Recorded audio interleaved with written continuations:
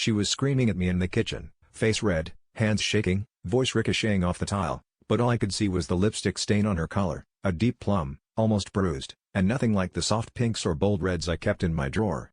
She was accusing me, again, of being distant, of hiding things, her words tumbling over themselves like she was desperate for me to confess to something I hadn't even done. But the whole time, my eyes were glued to that perfect curve of color, and a thought slammed into me: she hadn't been out with the girls last night. She hadn't been with me, either. The argument spiraled, voices climbing, plates rattling on the countertop, her eyes wild with something I couldn't quite read. She'd always been good at making me question myself, gaslighting, guilt-tripping, twisting stories until I wasn't sure what was real. But the stain was real. The lipstick was real.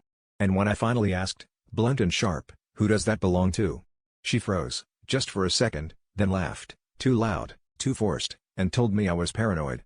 But she tucked the collar away, like she'd only just remembered it was there. That's when the power shifted.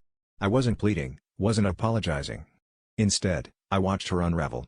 She tried to spin a story about spilled wine, about a friend's hug, but I remembered the perfume that wasn't hers, the late nights that didn't add up, the way she'd started locking her phone and coming home with excuses that sounded rehearsed.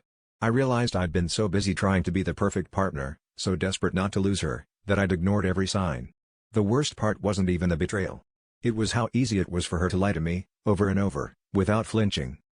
I left the kitchen before she could finish her sentence, grabbed my keys, and walked out into the night air, heart pounding and mind racing with all the things I'd tried not to see. But as the door clicked behind me, I caught my reflection in the glass, eyes hollow, shoulders tense, and I finally understood: the real secret wasn't hers. It was mine. I'd known all along, but I was too afraid to admit it. I wasn't just angry at her. I was angry at myself for loving her anyway.